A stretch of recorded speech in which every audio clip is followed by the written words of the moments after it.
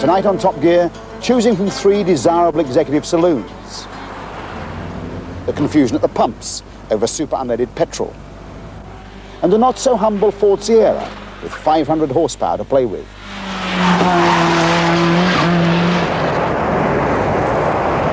Hello and welcome to this week's Top Gear. Back from Frankfurt, we're now on a motorway bridge on the M1, just a few miles north of London. At the moment the traffic is moving fairly freely, but our motorways are some of the most congested in Europe. Whatever happens in terms of new roads, we're always going to have, of course, those horrendous style-ups that you can get trapped in seemingly for hours. And that's really why we're here.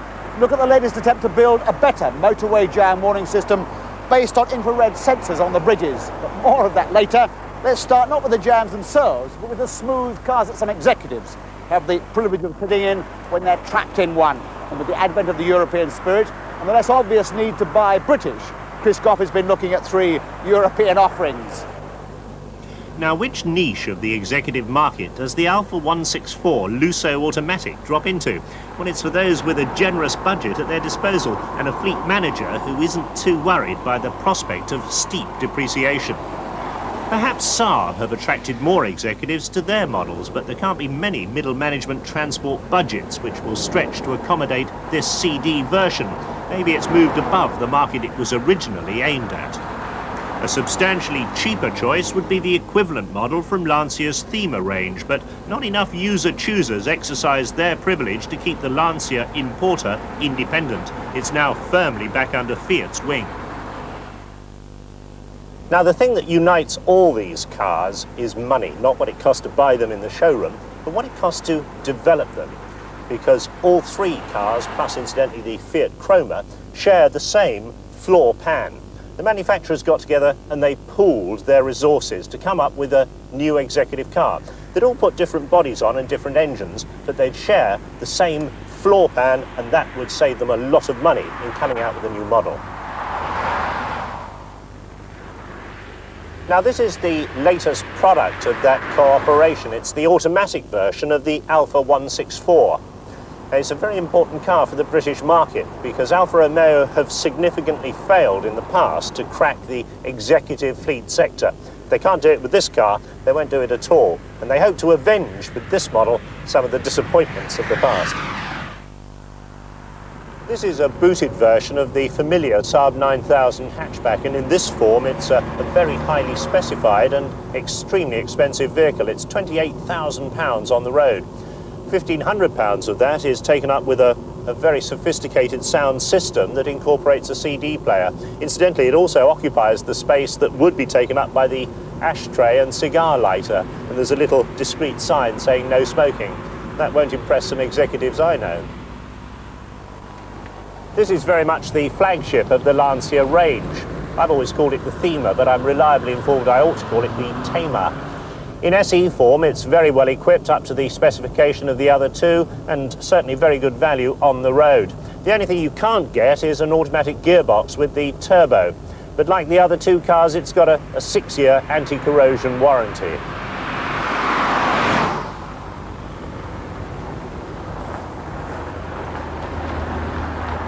Now, while all these cars share the same floor pan and they've all got front-wheel drive, the designers have got very different ideas when it comes to power plants. The fuel-injected V6 in the Alfa is the most charismatic and the best-looking unit. There's a broad band of tremendous power and torque, and it mates well with the automatic. SAAB's 2-litre 16-valve unit goes down the turbo road, but it's a poor match with its automatic. It seems to smother the power and hunts up and down when cruising. At Lancia's heart is another 16-valve 2-litre, but it's got a smaller, higher revving turbo which gives a wider spread of power. The differences continue when it comes to luggage capacity. The Alfa suffers from a high sill and rather a narrow slot for inserting anything more than the standard Italian briefcase. The SAAB's better, with the boot lid lifting well up out of the way, but like the others, it stores its spare wheel under the floor. SAAB alone fit a narrow space-saver wheel, but at least that helps give it a much greater boot capacity. The Thema, for instance, has 18.9 cubic feet, 1 more than the Alfa, but 5 cubic feet less than the SAAB. The Alfa Romeo betrays the influence of the stylist on the interior much more than the other two. All the minor instruments and controls come together beautifully. It's also fitted with, in the Lusso model, electric rear passenger seats, although I note on this 7,000 mile example one of them already doesn't work. And it also means that the seats can't fold down for extra rear luggage space. Scandinavian design has tended in the past to be rather austere and Spartan, but the interior of this SAAB, with its supple Scottish leather and its English walnut, reminds you more of a Victorian gentleman's smoking club than anything. Despite that, it's the most comfortable of the three cars. Inside the Lancia, very Italian in feel, they trim it in Alcantara, a cloth that looks and feels very much like suede. There's lots of room for oddment storage in this car as well, in the door pockets down here, and it's also got the only glove box with space to rest your glasses of executive wine.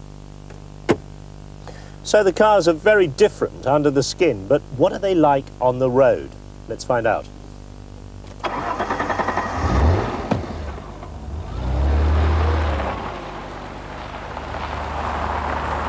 I've always loved the Alfa V6 unit. It's got a lovely exhaust snarl to it, and despite the automatic gearbox, it hasn't lost that appeal. The handling, well, that's flat and secure, big fat tyres, very high level of adhesion on the road. It's not all sweetness and light though. It's got an over large turning circle, this car, and I find these uniform switches on the panel rather confusing once you're on the move. On the road in the SAAB, you're immediately aware that there is still some turbo lag. The classic situation, you come up behind a lorry, you pull out to overtake, put your foot flat on the floor, and there's a heart-stopping instant when it doesn't actually go. And then the turbo comes in and you accelerate through. On its big fat tyres, it's got extremely high levels of road holding and adhesion. In fact, it's the ultimate gentleman's express.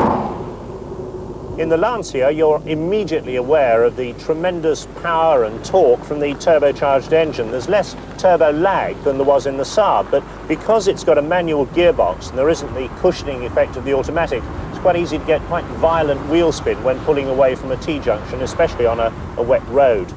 But apart from that, the handling and the tyre adhesion is very high order indeed, certainly well up to the other two cars. It's very, very fast. I mean, it does 140 miles an hour, but if you want to go completely over the top, you can even double your money and buy a Ferrari-engined version. So which car to go for? Well, in fact, it's quite a difficult choice for the lucky executive because all three cars have such distinct personalities. The Alfa is undoubtedly the best looking and the best style, but I resent this loss of an inch of headroom that Pininfarina has imposed in order to get those flowing lines.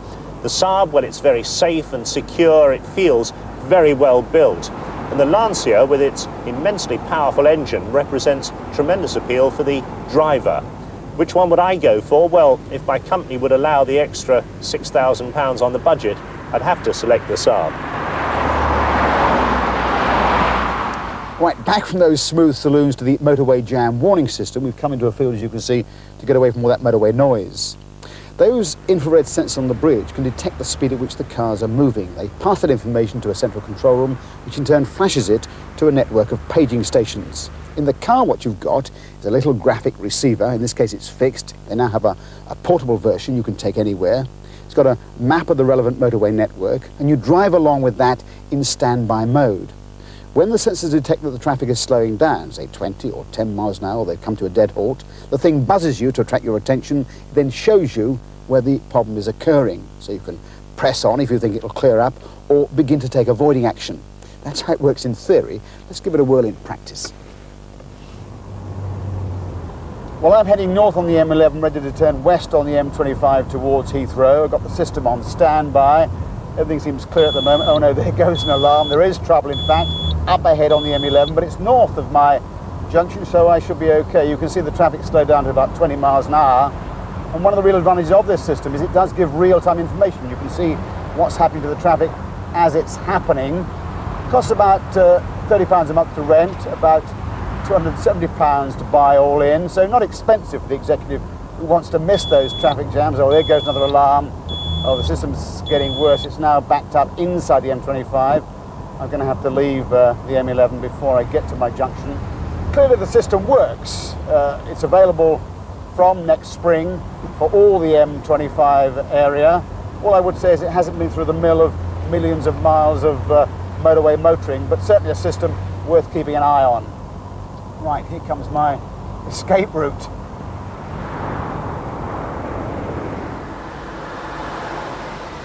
Well, time for a drop of petrol, unleaded of course. Now this time last year, the sales of unleaded were only about 1% of the total, although there was a lot of interest.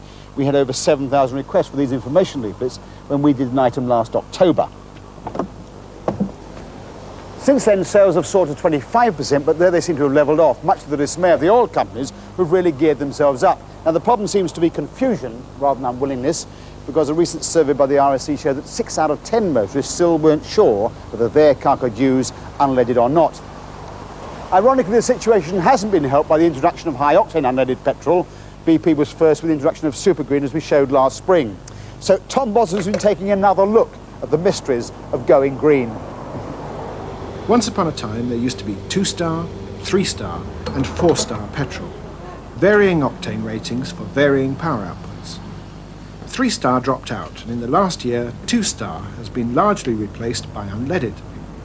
Now, unleaded is not equivalent to 4-star, so to switch to it, some cars need their timing adjusted, and that might have meant a loss of power and fuel economy. But have motorists noticed the difference? There's no difference in the performance. I think so at the start. It seemed a bit sluggish, but since then I've not noticed it. Better for the environment. I think so. It's better for the car, it's better for the environment.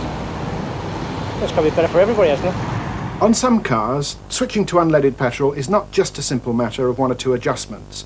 The lead in the fuel also acts as a lubricant for the valves and seats. On this MGB head, for instance, the valve seats have to be machined out and replaced with some specially hardened inserts. And unless that is done, the wear on the head will be about 3 times more than normal. Now, one solution could be to every so often put in a tank full of leaded petrol, but of course that still pollutes the atmosphere.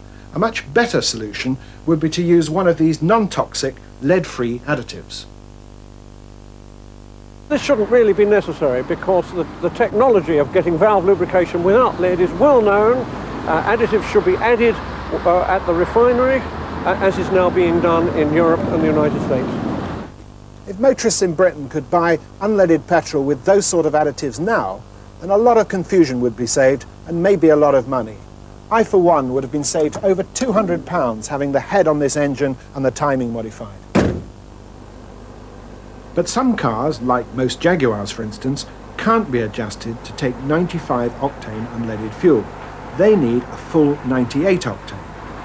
Oil companies know how to make high-octane unleaded petrol, incorporating valve lubricants that would be suitable for all cars now on the road without any adjustment. They would run more economically and more cleanly for the environment. In fact, Amoco have been selling a full range of unleaded petrols in the USA for 60 years, until recently using the slogan, the only one certified lead-free. So why haven't the oil companies done it here? And why didn't they sell the high-octane super unleaded to start with anyway? With a 10p tax advantage, it still sells for 2p less than the 4-star leaded. The costs of making high-octane unleaded petrol have been grossly exaggerated. At the most 3p a gallon, probably much less than that. And the motorist would save at least that amount, as shown by studies in the United States, because of reduced motoring costs. We put some of these points to the oil companies. First of all, has there been an exaggeration in the production costs of unleaded fuel? Mobil told us.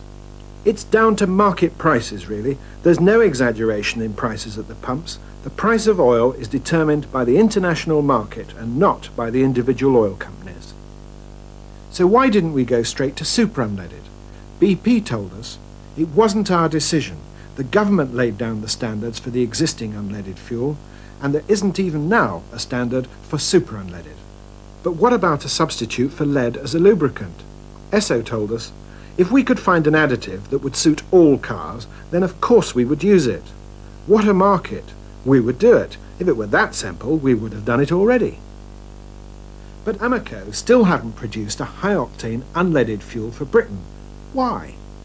They say the market is already confused and the introduction of another grade of unleaded fuel would confuse it further. So where does that leave us, the ordinary motorist? Basically, there are just two categories. If your car has been modified, as has this particular Sierra, to take unleaded petrol, then you can use super unleaded anytime you like.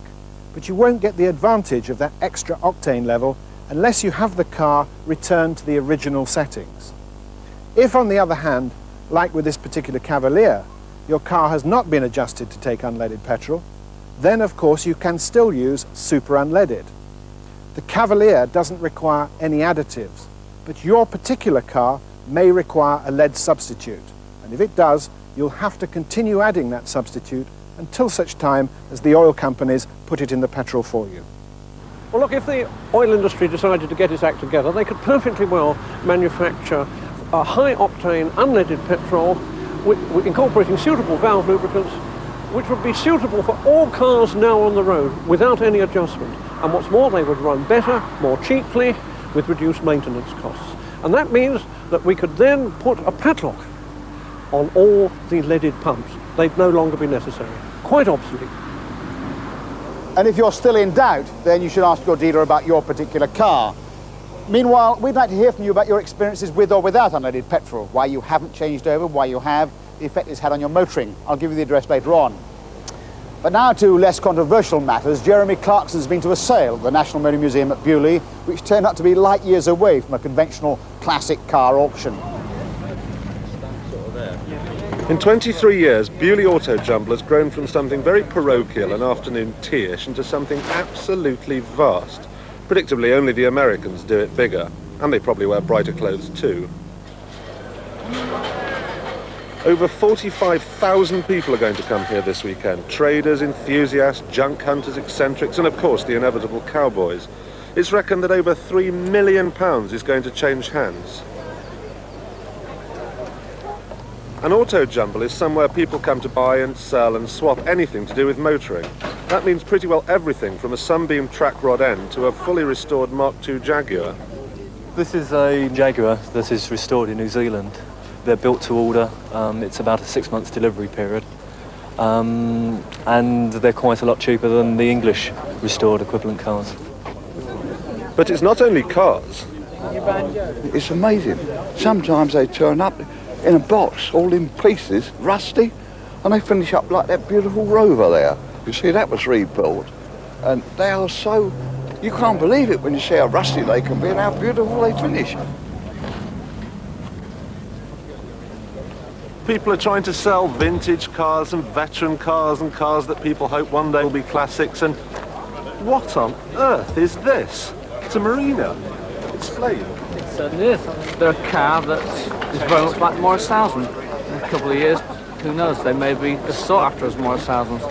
But you can drive one of these, get the same performance as an MGB, and have fun. But of course most people are here for the bits. With over 1,500 stalls here, it's nearly impossible to find anything specific, and particularly when they all look broadly like this. I mean, what on earth is this? And this, for instance, if you have an Austin 7, you'll probably recognise it as a piece of timing gear. If you don't, well then it looks a bit like a piece of metal that belongs on a scrap heap. Know what I mean? It's just a question of rummaging around and finding it, you know, that's the situation really. It's off for me, I bought it for an A10 combination. So it's just a ticket, which I want really, it's good. I couldn't get it, you know, built for anything like that. You're going to make it yourself? Well, no, that's it. I'm just going to bolt that straight into the front of my bike. Today's ideal. You can come along and just rake round the boxes and find what you need. And slowly but surely we're kitting out a full toolkit. I have a Froghouse Pride and an MGA. And there's no way you could buy stuff for them in Germany? Oh yes, you can, but you find these things easier here. But do you have auto jumbles in Germany? Yes, we have. Big as this one? Not as big as this one, and the atmosphere is not as good as here. And you're after a Sprite seat. I know this, because look. It seems to me that some of these prices are a result of dealers selling to each other. Trader A buys something from Trader B even before the show is open, and the increased cost is passed on to Joe Public. Right, business has been very good. We took a fair amount before we opened the doors this morning. And let's hope it continues all day. Hey, planned you? Never. Yes. Got 14 and 9 on there. Well, all right then. You give me the 14 and 9, you can have it.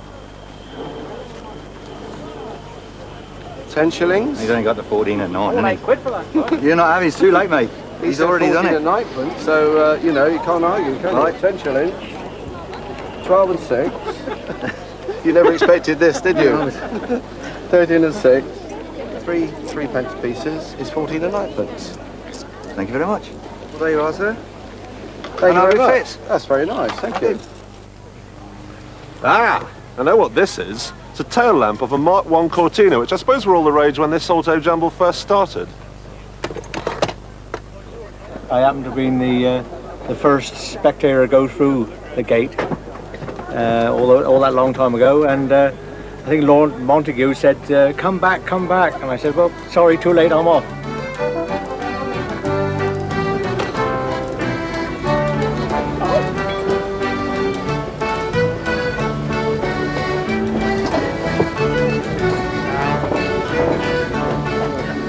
Now all I wanted was an Alfa Romeo windscreen wiper. Did I get one? No. But I'm not that bothered because I picked this up. It's good, isn't it? And then there's a little something to get us both home. Well, over the past 2 years, when Grand Prix racing has seemed rather more like a McLaren benefit race than anything else, most of the excitement from televised motorsport has come from Grandstand's regular coverage of the Esso British Touring Car Championship.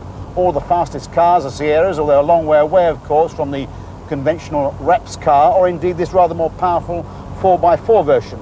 Tiffany Dell's been having a go. Tiffany Dell, ex-Grand Prix driver, into the Sierra, out of the pit lane, into the race. And that was a really slick pit stop. Excellent work. And there's contact, there's a nudge, and off goes Van Caan into the sand trap. But he's kept the Sierra rolling, and there is Tiffany Dell through in the lead as Harvey comes out of the pits. Soper takes Jones, and there's contact between Pinckney and Smith, and Soper. Every man's dream, taking the checkered flag. But that win earlier this year was my only victory so far this season. And unless you're Senna or Prost, winning doesn't come easily. But what is a Group A touring car? Well, you start with a model of which at least 5,000 cars have been built in 1 year. One such model is this, the Ford Sierra RS Cosworth. It's a pretty impressive car in its standard trim, but for Group A, you are allowed 1 or 2 minor modifications. Modifications began with this, an Evolution Special. The regulations permit a manufacturer to build 500 specials and incorporate those modifications on the racing car, hence the RS 500 Cosworth. Now we have this larger rear wing, the whale tail, 2-tier. In the engine there's a larger turbocharger and larger intercooler, which allows the power to be raised from 200 horsepower to 225. The front spoiler now has a lower chin for aerodynamics and also more ducting to increase the airflow into the coolers. And so we come to the racing model itself. There's now slick racing tyres, racing brakes, and very firm racing suspension. In the engine bay, well, there's a lot of heat shielding, there's a lot of this aircraft specification high pressure piping, there's a mechanical fuel pump, and also there's a very well-tuned engine. The same engine, albeit, but now producing 500 horsepower. Finally, and most important in most racing cars, are the sponsors' colour schemes and logos. Here is the car that I won that race back in May with Lawrence Bristow, and in this case it's a Canadian brewer with a very important message.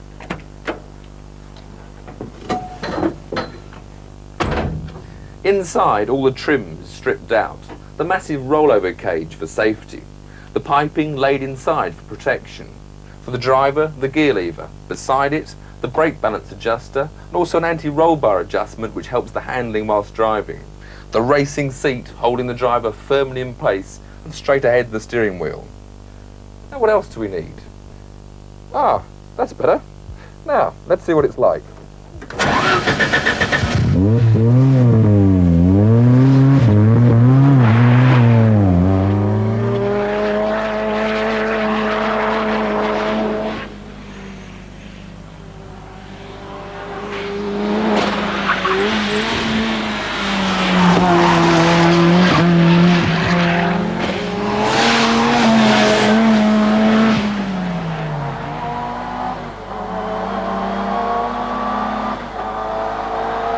main thing about Group A is that it's a compromise formula. Unlike single-seaters or Group C, it's not a car that's designed for racing alone. It's a compromise. It's a road car made into a racing car. With these engines race-tuned, you've got 500 horsepower to hold on the road, but the regulations limit the amount of tyres you're allowed to have, the tyre width. So getting 500 horsepower down onto the road in what's basically a saloon car causes quite a few interesting situations. The suspension is relatively soft. You can't get the torsional rigidity that a racing car provides because the body shell is full of holes. So you have to make do as best you can. Suspension, of course, still very stiff compared with the road car, but there's an awful lot of wheel waving and steering wheel work to be done in a Group A car. Braking is a much longer braking area as well as a racing car. So, all in all, you need a lot more road in a Group A car than perhaps you do in a Packer racer.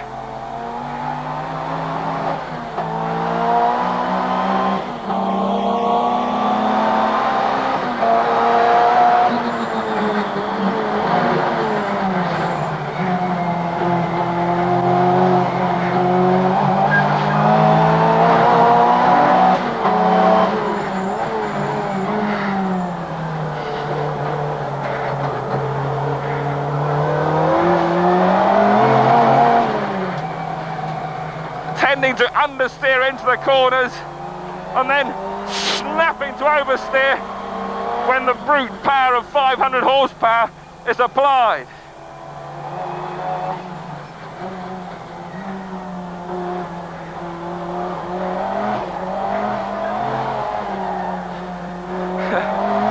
And that was applying a little bit too much, too soon.